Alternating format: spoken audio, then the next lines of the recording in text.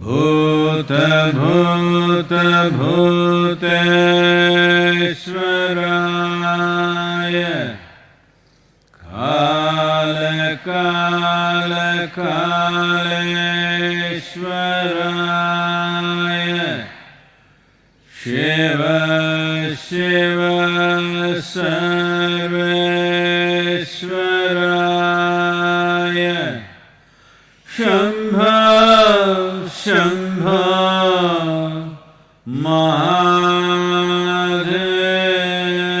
mahadevaya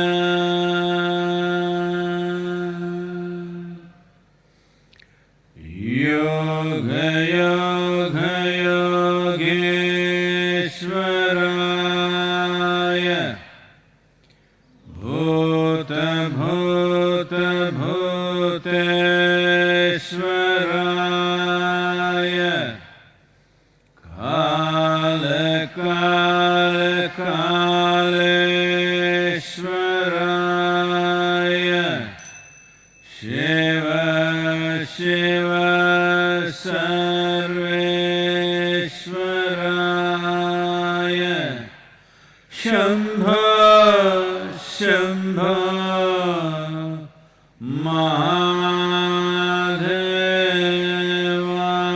mahadevaya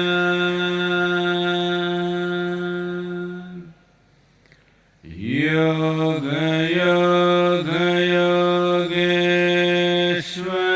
yogeshwaraya bhuta bhuta bhuteshwaraya kala kala kaleshwaraya shiva shiva sarveshwaraya shambha shambha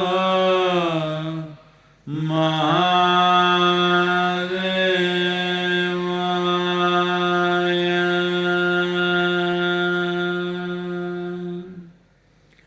yoga yoga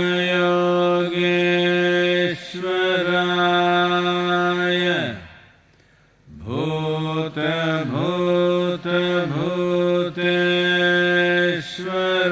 bhuteshwaraya kala kala kaleshwaraya shiva shiva sarveshwaraya shambha shambha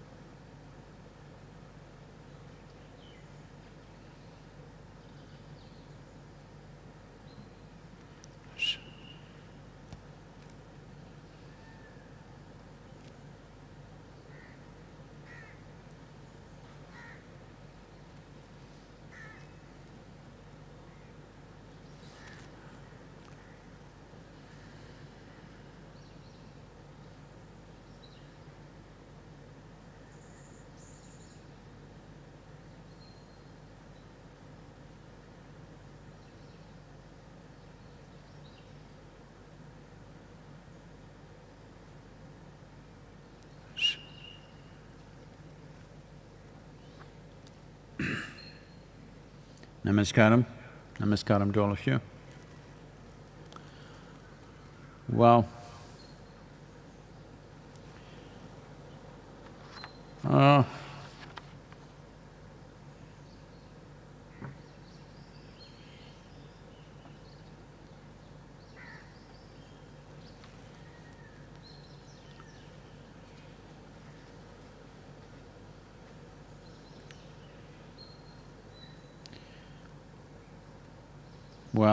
the number of deaths due to the virus is increasing, particularly in certain countries.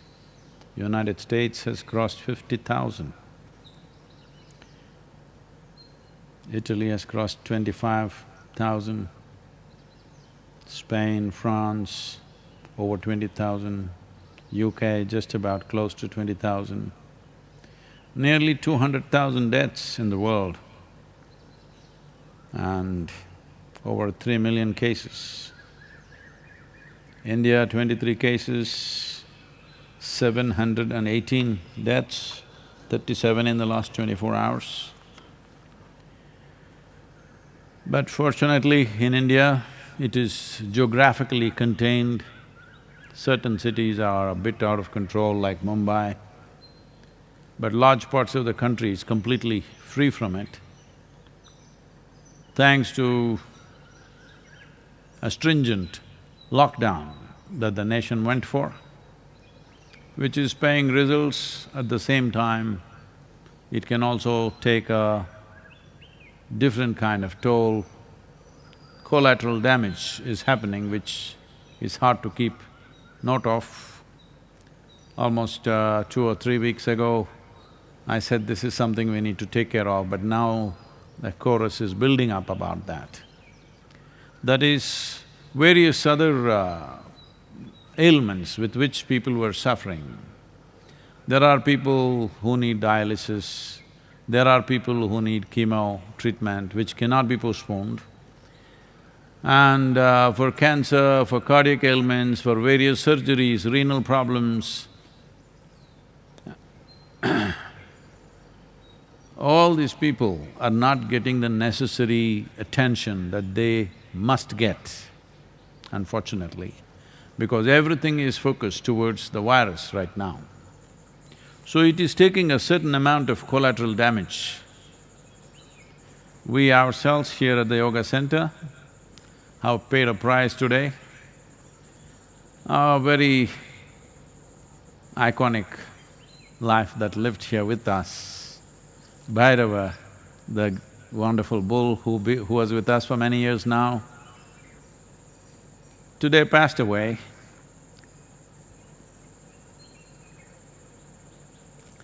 Not with any big ailment. A few days ago, he had a small fracture in his ankle, and because there was no surgery to be done, no veterinary hospitals open or what doctors willing to visit, this complicated itself into some kind of a… it developed into something else altogether, and he passed away today morning. I think the images of Bhairava are there on the screen for everybody to see. He was a grand life, he was with us, and well,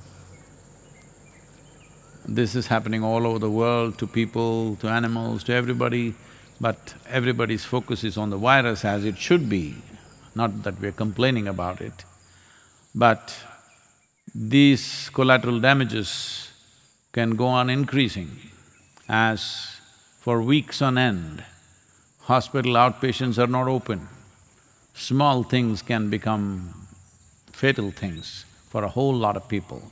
Small things with a little treatment, they would be out of it. Those kind of things can get very complicated now. And if it is not…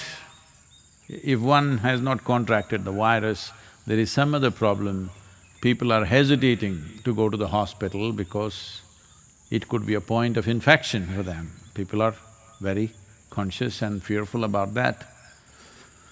So, it is taking on many dimensions, but at the same time, in many ways in India, we are seeing that slowly we are getting on top of the game, most parts of the country. There are a few hotspots. Right now, the work is largely to separate them so that these hotspots will stay that way, rest of the country can get into normal process of activity. That's what right now the plan is, and they're looking how to do this effectively. If you do not know this, I think the next 4 days, a curfew has been declared in Coimbatore city, Salem, I think Tirupur is included, and Chennai, about 4 or 5 cities in Tamil Nadu. It's not a lockdown, it's a curfew, that means you cannot come out. It's not you're being requested not to come, you just cannot come out. Curfew generally means, it's not that they're going to do that. Generally curfew means the forces can shoot the violators of the curfew. Well, they're not enforcing it at that level, but I mean to say it's that serious. That is the intent, to keep people totally in forcefully for 4 days. You stock up for 4 days and don't step out of the house for any reason, because we were thinking of now relaxation, but it's gone into this mode. I think it's a very wise thing to do. I'm grateful that Tamil Nadu state government is taking that kind of stringent action. Though it could be unpopular with certain segments of population, this is the way to go forward. Where there is a little danger of spread, really to clamp it down for a little bit of time. Wherever they're talking about their personal freedoms and moving around, well, people are falling dead all over the place. Of course we are free to die. So, this is very important. Now when partial relaxations happen, how we behave, each one of us, will determine not only the course of our lives, but the course of the nation's life and probably the world's life. That's where it is. There are many aspects which are unfolding about the virus itself, which is making it far more challenging.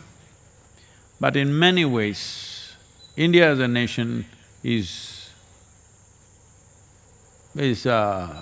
really, in a very fantastic way, on top of the game. Some loose ends are there which they're trying to tie, but largely we are on top of the thing. If we can maintain that for the next 2 months at this level, I think we've crossed the biggest problem, and we don't have such severe winters out here, because wherever there are strong winters, they're expecting a second wave.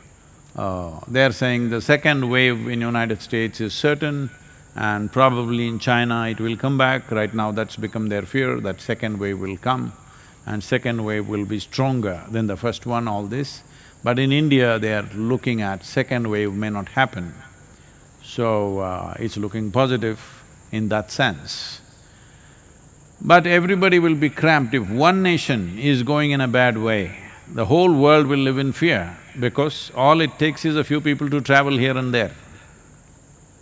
So, this is like a new era. All of us should gear ourselves to be more innovative, to really pull out the best in us right now, to see how we can sail through this situation, because this situation is not a small patch.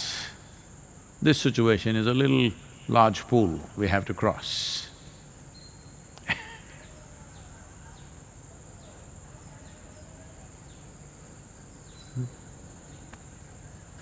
Namaskaram, Sadguru.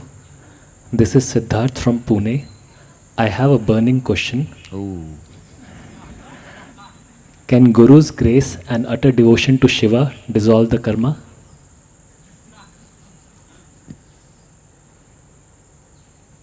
I think we've gone through this in the last few days.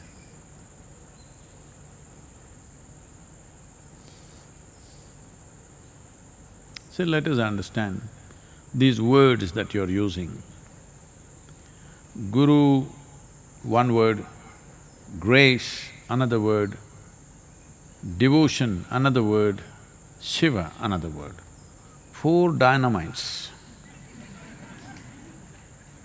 It doesn't take four to blast you, one will do. Either you have devotion or you got touched by Shiva or by the Guru or the grace, one will do, you don't need four. You're not a cat. If you were a cat, we would have shot you with 9 bullets. Just one will do. The problem is you're hopping from one to another probably. You think it's like playing a piano. Pim, pim, pom, pom is happening every day. One day, one thing, it doesn't work like that. One of these things are enough. Will this happen, will that happen, if I do this, that will happen, this will happen. This is coming from a certain mindset. You're asking me if devotion to Shiva will liberate me. If I say yes, then today you're going to go home and become devout. You think it's possible to do that?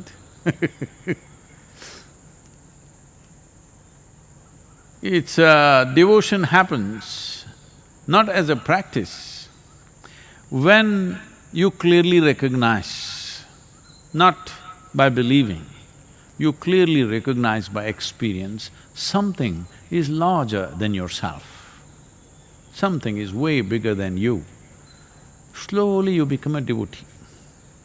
It becomes natural, not a cultivated devotion. Cultivated devotion is you're acting it up.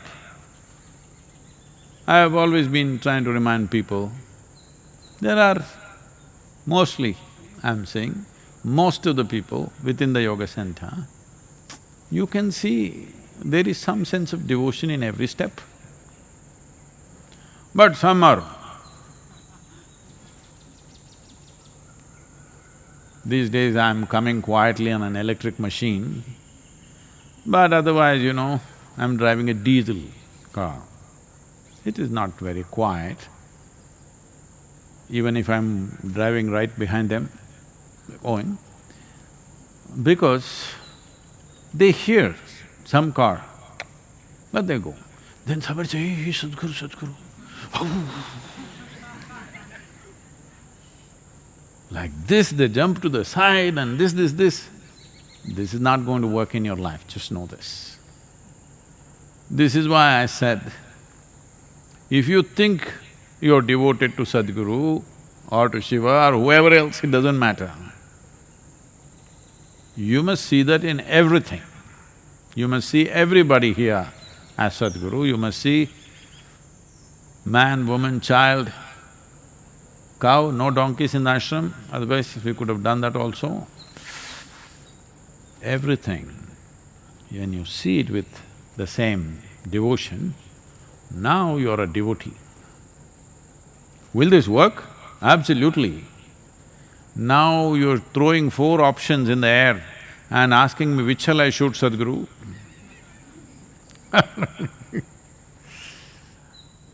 See, a man went to an ophthalmologist and after checking up the eyes, the doctor writing a prescription.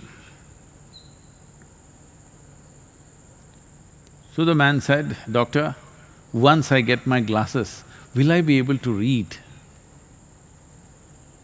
The doctor said, absolutely, definitely. You will be able to read. The man said, that's really great, all my life I could never read.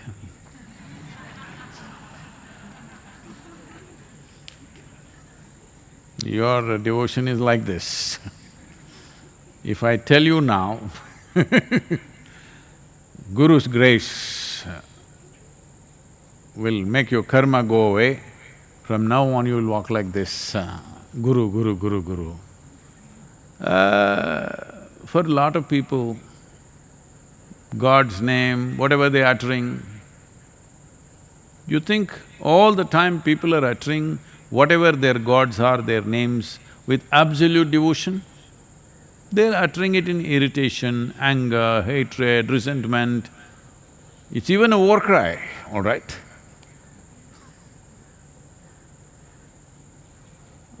Most of the time, I would say, 98 to 99% of the time, whatever gods people believe in, those gods' names are not uttered in utter devotion. Only 1 or 2% may be uttering. Rest are all uttering it, it's open sesame for them. You know, it's a mantra to get something, that's how you're asking now. Will this, there are 4 items in this. Which bullet shall I pick, Sadguru, to shoot my karma? Well, this is going to be a big karma. Wanting to shoot Shiva or your guru is going to be a big karma. It's not going to be releasing you from karma, it is going to be more entangling. Oh, Sadguru, you never give a straight and simple answer, you're just complicating everything. Not me, you. I'm telling you, 1 bullet in the head will do. You're saying 4 bullets, where all shall I shoot? There's no such thing, 1 will do. Anyone. So, how many times will you get rid of your karma in this life? I want you to understand, as you sit here and breathe, and this machine is working and this machine is also working, this itself is karma. As you live, you're dissolving karma and you're picking up new karma, all the time happening. So you coming to this state, I want to get rid of all my karma, I want to get rid of all my karma, this itself is one big karma. You have to come to some sense of abandon. Because you are not going to get rid of your karma again and again and again. It's not going to happen like that. It's like breath. If you inhale, you have to exhale. If you exhale, you have to inhale. Well, this happened.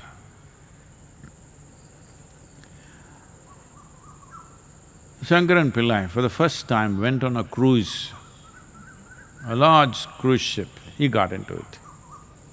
First time he is at sea, a little nervous about it. However big the boat is, still you know,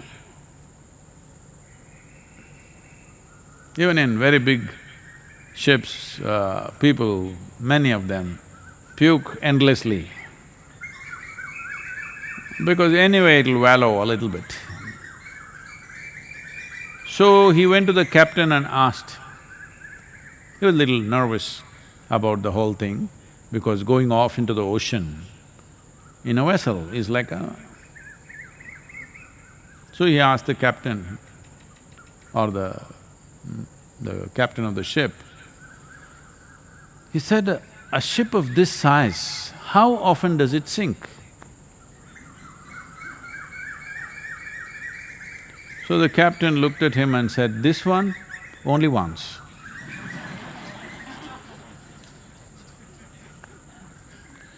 You have to sink yourself only once.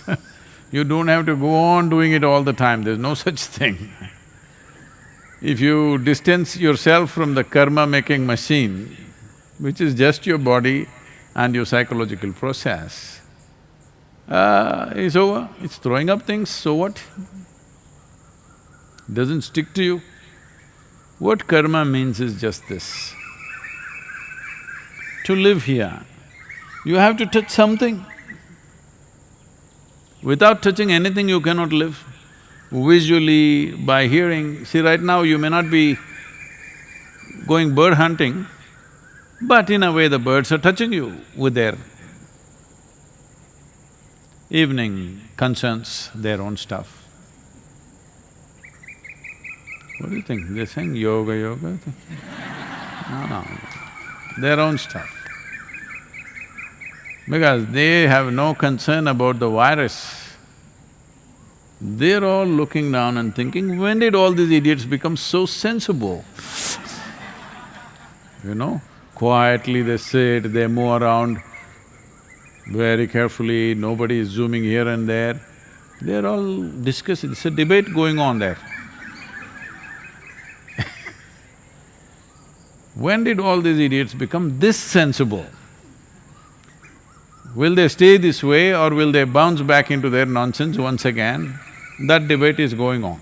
So you're touched by the birds, whatever you see, in every way, whatever you touch. No life can happen without touching 1,000,000 things a day. Now suppose we quote you with I'm just trying to say a name without mentioning a brand, Anabond, that's also a brand. I'm saying that because it's still… I did something and it's still sticking on, it's not going off my hands, Anabond. It's a kind of a glue, liquid. A little I try to take, it's all over my hand and the damn thing won't go, it almost feels like it's going to peel off your skin. So suppose you were coated with one of these really super glues from head to toe. In 24 hours' time, just see what you will become. Hello? One big mess, because everything will stick to you. This is all karma is. So everything in the world, whatever you touch, it will stick to you. When everything sticks to you, well, initially when something stuck to you, you thought, this is wealth, this is relationship, this is marriage, like this you thought when something got stuck to you. But after some time, when too many things got stuck to you, then you see slowly face became long, you're looking grave. You're looking grave means you are either walking towards the grave or you're inviting the grave to come to you. One of these things are happening as a life.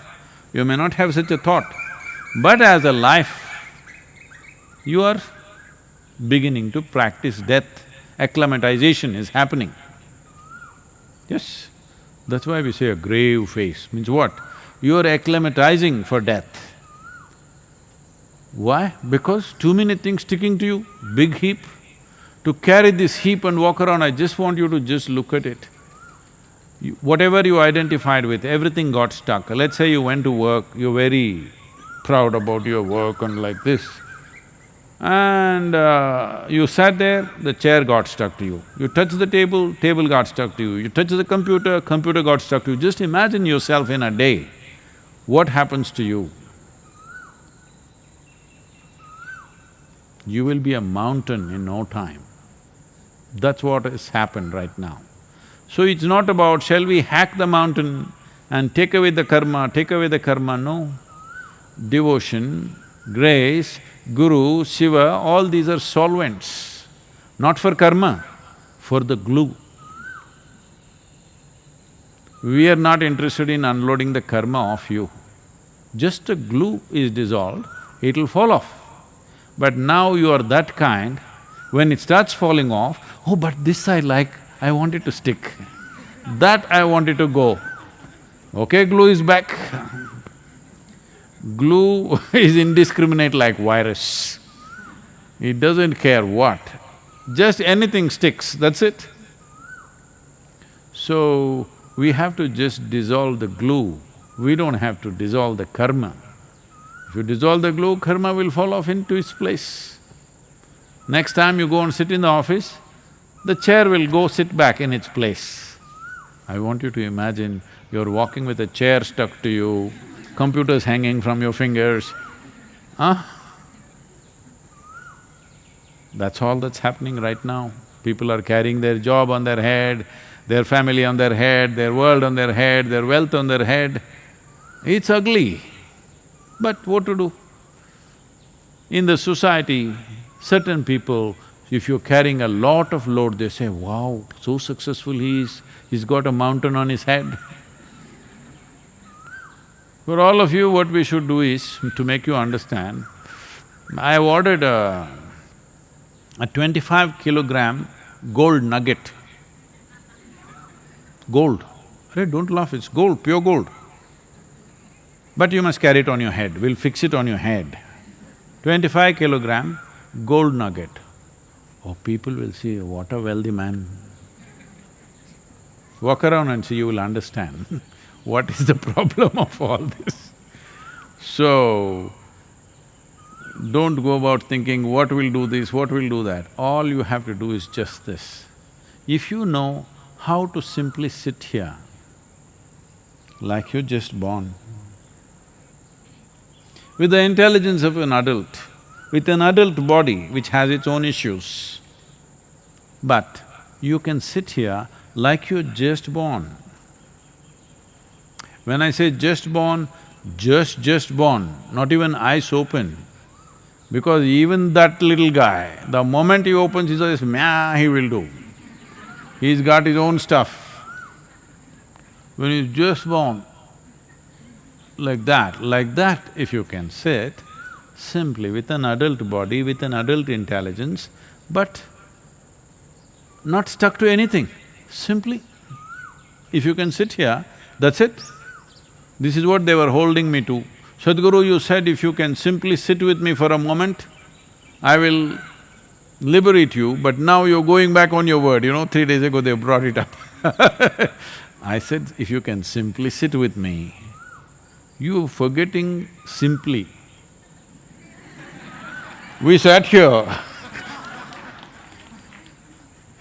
Yes, you sat here, so what? So, to do things little more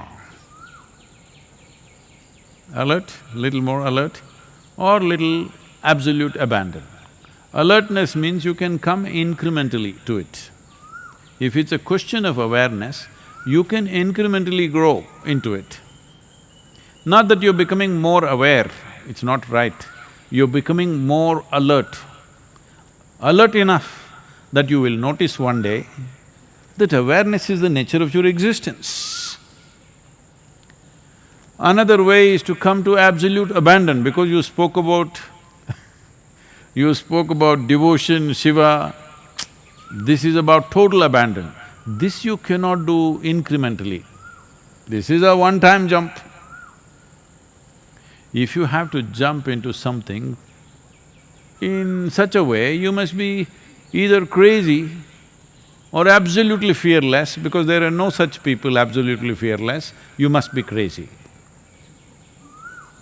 Otherwise, you will not come out clean. Because even to, people in the ashram, there is not so much of a problem.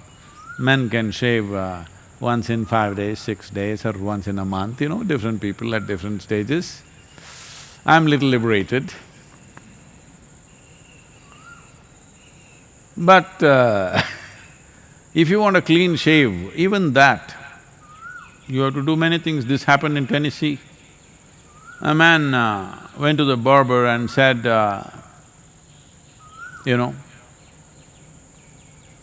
I got a new job and it's very important that I have a really clean shave. That's why I'm here. The barber said, no problem, and he gave him a golf ball and he said, hold it in your mouth, one cheek here, hold it this way, I will shave this way, totally clean, and then this way, totally clean. So, that posture in a barbershop chair, holding the ball like this, he got himself shaved, it came out really clean. Then he said, for a moment I thought I almost swallowed the ball. Suppose I swallow the ball, what happens?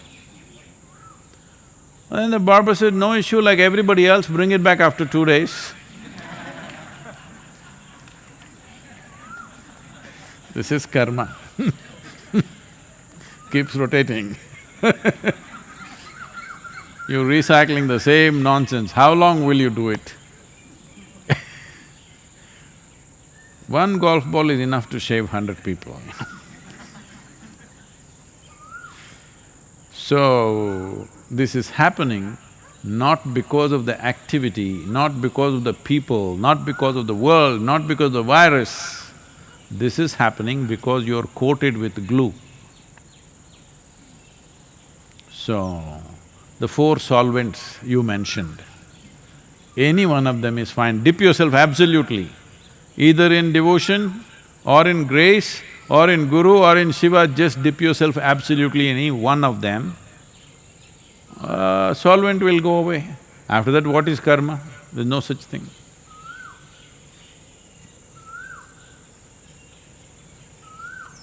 Oh. Some more time, please. I thought Next question is from Ekta Agarwal.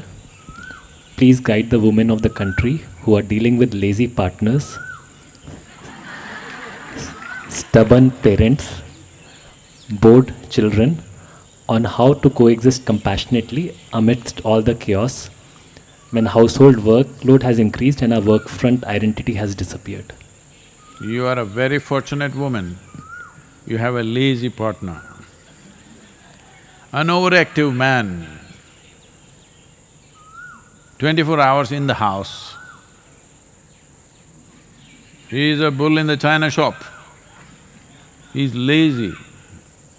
You are very fortunate, because he either sleeps or watches television, something like that. If he was overactive, a whole lot of trouble. No, your idea of being a more active partner is that he will come into the kitchen and wash dishes and sweep the floor and… there are some very nice men like that, but most men are not like that.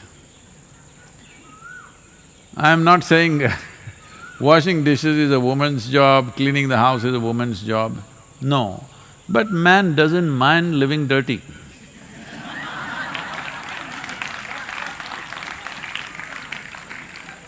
A woman wants things clean, so she has to clean it.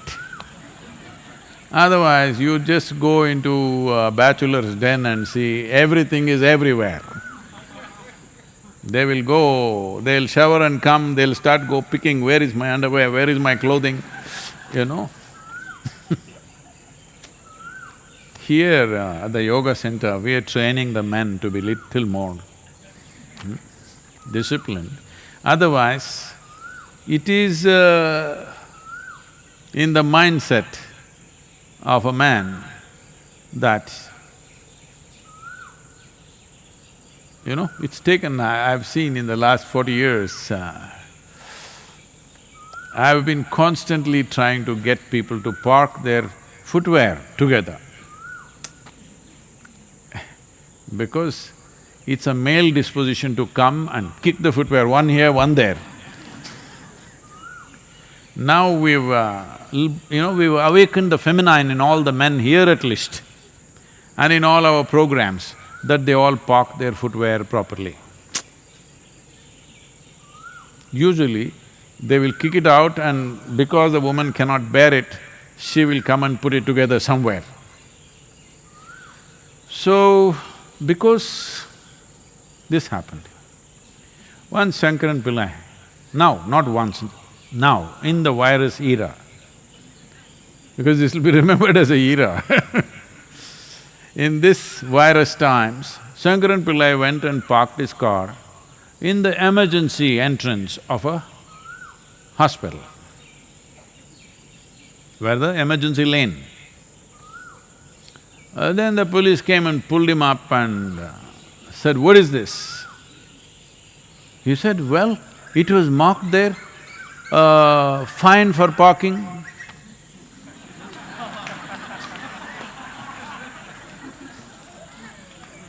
So that is how he understands. Fine for parking means fine for parking. So, what are the children's qualities? Stubborn parents and bored children. Oh, okay.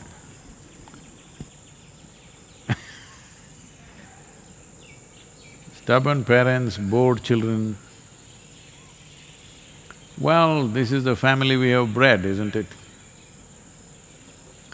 And you losing your professional identity, that's a good thing actually for some time, unless you're working from home. This is important to understand. that this is the best time if you want to transform your family, whatever they are stubborn, they're bored, they're lazy, they're overactive, they're nonsensical, whatever they are, different people are different things. But now you have them captive in your home. If you want to transform them, this is the best time. Because once they go out, they're not available. So whichever way you wish to transform them, if you want to try, there is no better time than the virus era, because they're all stuck in the house. They have to… If you say 10 things, at least 2 things they must do, they can't just ignore it. However stubborn or lazy they are, or however bored they are, if you say 10 things, at least 2 things they got to do, because otherwise, nourishment is in your hands, from what I understand. From the way you're describing, obviously they are not… none of them are cooking. You're the one, so nourishment is in your hands. So very easily you can. All you have to do is, dinner time, maybe today it's too late, you already cooked. Tomorrow, breakfast time, ask everybody to whatever time, they will…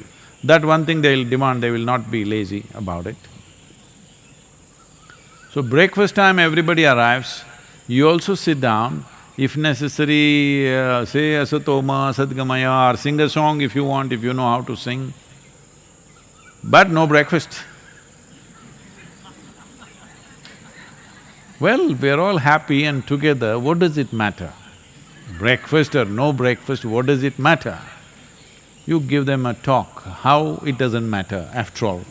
We are all together. Family is about being together, not about washing dishes, cleaning the house. This is not what family is about. Family is about being together and blowing kisses at each other. Then they will all understand, family means you have to wash your dishes, you have to clean the floor, you have to take the cobwebs out, you have to go put the garbage out. This is what arrangement of family means. In all this, with garbage bag in your hand, if you can also blow a kiss, you're doing great.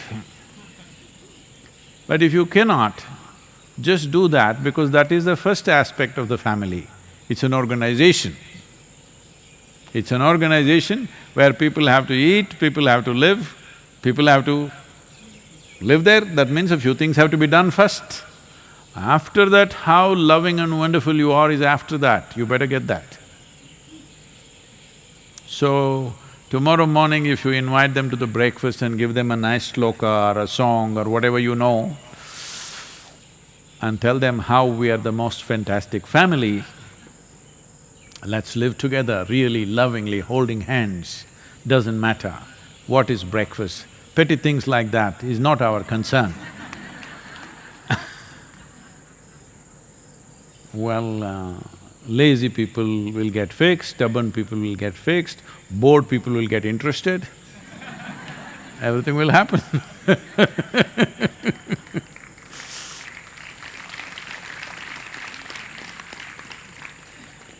Don't think family means a big love affair. No, it's a lot of management. You can manage lovingly, that's a different matter. But lots of management, otherwise no relationships will endure without sensible management of situations. Very important. Yoga yoga yogeshwaraya bhuta bhuta bhuteshwaraya kala kala kaleshwaraya Shiva Shiva Sarveshwaraya Shambho, Shambho, Maha